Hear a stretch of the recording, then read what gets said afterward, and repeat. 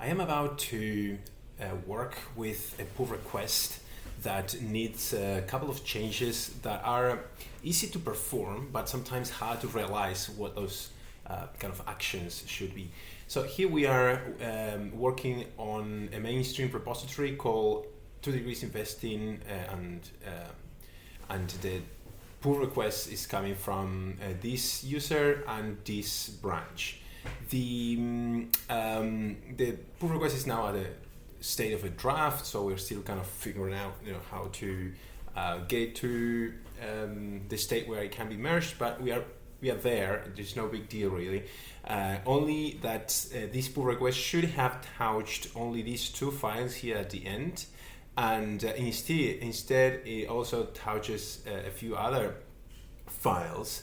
The file names actually suggest the which files should be in here. So the pull request is about files called car, and actually sorry, I made a mistake in describing which files are relevant. So the only relevant file apparently here is this one, 5 car daisy RMD, and all the rest seem to be coming from they are being dragged by a master, possibly on the fork that is out of sync. So that might be causing this problem by which the contributor is not adding these files intentionally, but they seem to be coming along simply because the upstream repository and the origin repository for this user are out of sync. So maybe that is all a mouthful, but basically what's happening here is there is more changes here, more commits than there should be. So I'm gonna do now, I'm gonna play the role of the maintainer. So I'm gonna be fetching this pull request. It is number 22, and I'm going to show a little bit of my workflow. So for some actions that I need to interact, so because I work a lot with R, and for a lot of the actions that require Git and GitHub, I use this package. So let's attach that package, and I can do, for example, PR fetch to get the pull request. I think it was 28, wasn't it? Yeah, 28 to fetch that pull request into my local repository, and then we could jump to the terminal right away and do a little bit of exploration here. So we could do git log stat to see what was added by the last commit. So we do see that really the last commit added only one file, the file that is relevant to this pull request. But for some reason in the pull request review, I can see a few other files, which suggests the problem that I'm saying. So this is quite interesting, because if I now want to synchronize this, so let's have a look at the panel Git to see what's the situation here. It's all clean, right? And we are now standing on the branch that is associated to the pull request. So what happens is, if I want to synchronize and use this as a convenient function called prsync, if I want to synchronize my repo with the upstream, I get a bunch of errors, because exactly what's happening here is that there's a lot of other files that have changed on the upstream that are not synchronized with this pull request and cannot be synchronized automatically. So I have to do some kind of manual work, and that seems like a pain, and that's exactly the focus of this video, to try to show how to avoid that pain. Because what we know is that everything that is in upstream is in this scenario is the ultimate source of truth. So anything that is there should stay as it is. So I'm here prompt to fix a bunch of merging conflicts between the repository on this pull request and the repository on upstream. But the solution is going to be systematic. It is always going to be, okay, accept the changes that come from the upstream repo. So like really working with these files, that have, for example, conflicts here, it's going to be a pain because every time we have to kind of identify which line changed and always accept the changes that come from the upstream. So we can do that in a much more efficient way. So the first thing I'm going to do, and so the plan then is going to be to accept all the changes by default that come from the upstream, and that should leave us with no conflicts whatsoever. So that should work like magic. So let's do that. The first thing I want to see the status of my repo now, which is the same thing that you see here on the left. Now we see on the right with the terminal. So the first thing I want to do is let's reset this to where we were. We can do a status now, and everything has been resetted. So let's do a git checkout to the head, and that if I do a status now, I now only get some files that the history doesn't know much about. So what I'm going to do is now clean. Well, let's do it without shortcuts. Git clean, and I'm going to do interactive and also use directories. So I'm prompted to remove these files here. So let's do one. So now my git status should be clean, and it is here on F2. So we have achieved the purpose of basically going back to the state that we got when we fetched the pull request. That if we do the kind of log that I like, and we act for stat. So again, as we did before, what we can see is that the last commit by the contributor added just one file. So the contributor did not intend to add any other files. The mess just came from probably an origin master, origin master out of sync with the upstream master when the pull request was created.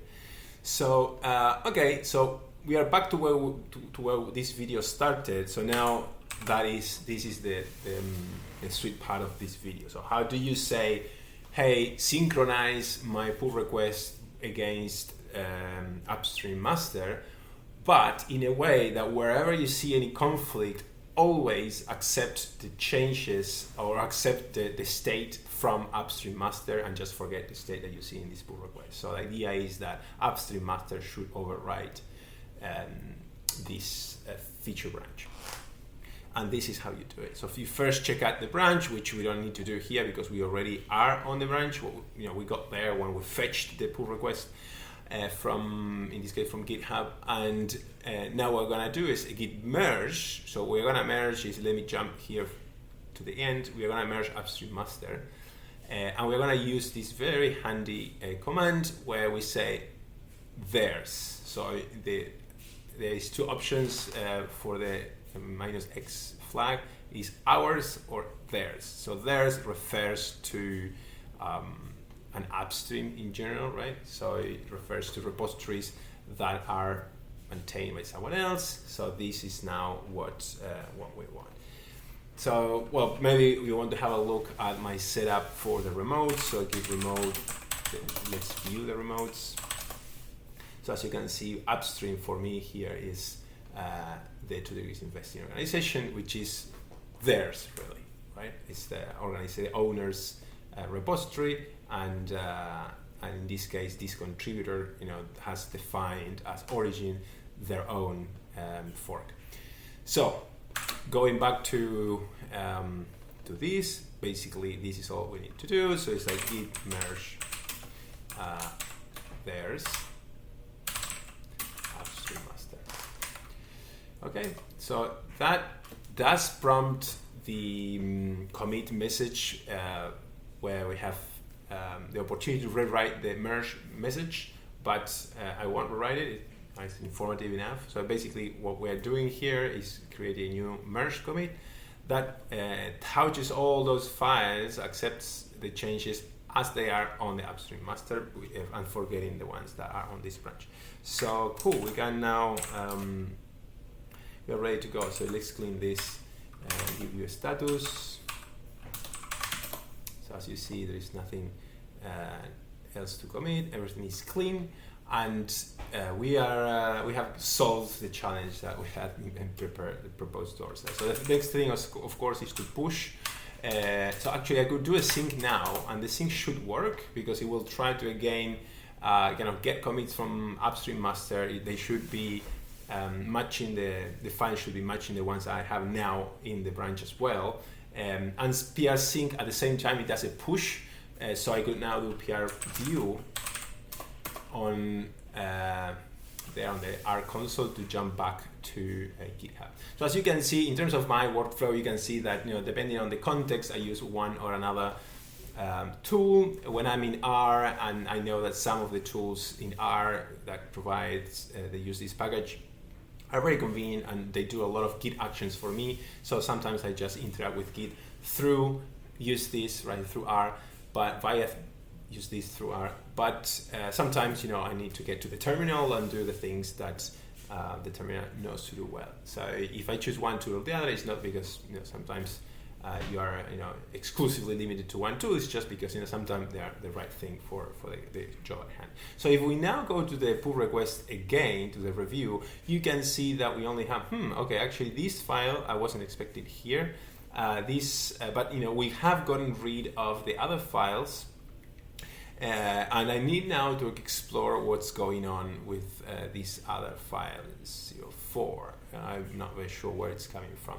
So maybe it was added unintentionally. So what I'm going to do is I'm going to remove it on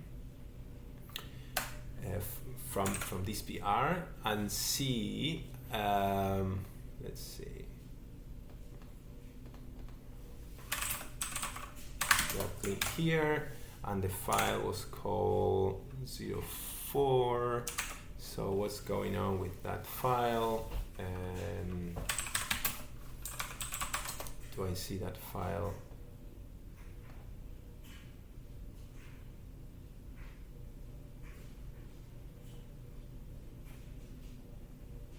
It looks like it has been a while, so I'm pretty confident that it shouldn't be there. So let's see what did actually change there. It looks like it was an addition, a full addition, so it wasn't a change. So that would be kind of easy to revert just by deleting the file, right? So 05, 04, more about Daisy.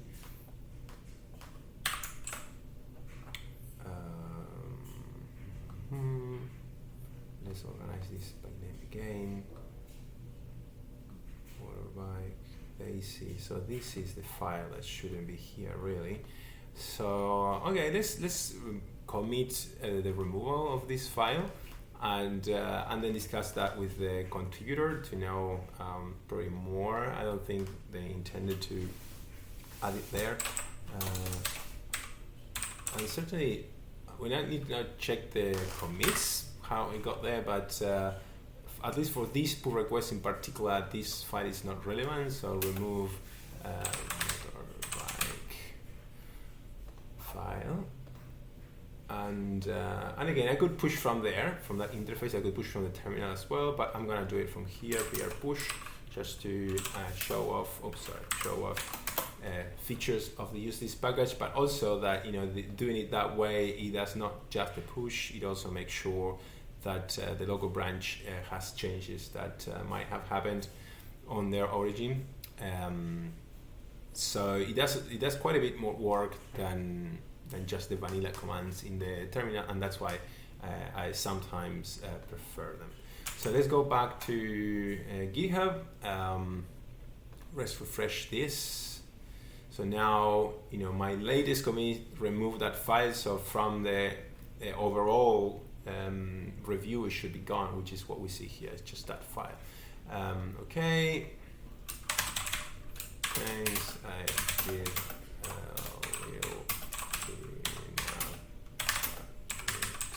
Great. And actually, one thing I have forgotten to do here is to render the file. So this PR is not finished yet.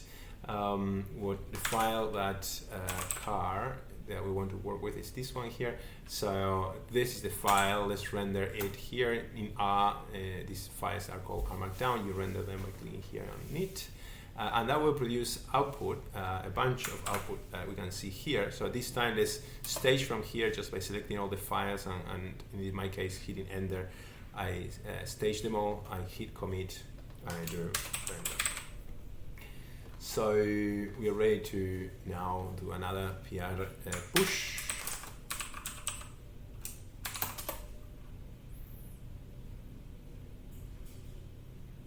And as the message says, I could also do a PR view, and that will take me back to the pull request.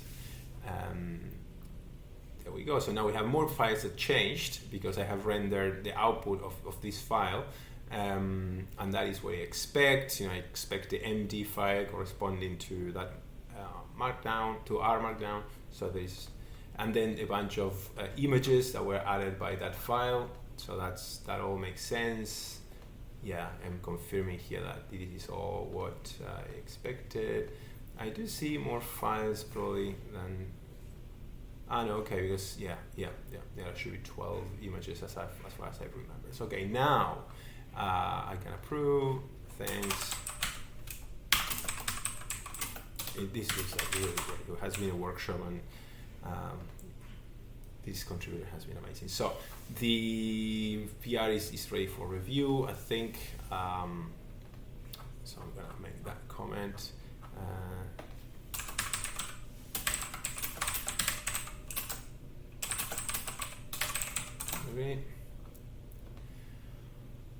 All right, so that was the video. The long story made short. The very key thing I show here today is when you have a pull request that has commits that shouldn't be there, and in the situation where the changes that the differences are because I'm gonna start saying that again because it wasn't very eloquent. So when you have a pull request with changes that shouldn't be there, and the reason is because they are probably the pull request is out of sync. So the origin remote is out of sync with the upstream, and you notice that when you synchronize the pull request locally by pulling upstream master, what you get is sometimes a bunch of conflicts, merged conflicts, and you know that in that scenario, what you want is to accept systematically all the changes as they are in the upstream master. So in that case, if you are going to merge, you use the Xtheirs flag to accept all the changes that come from upstream master. If instead you wanted to accept all the changes that are leaving your local branch, you would say here ours, which is the opposite of theirs. And also there is the opposite is true for when you are rebasing instead of merging, but that is probably a detail that it's better not to get into that rabbit hole now. So okay, thank you very much. I hope this was helpful.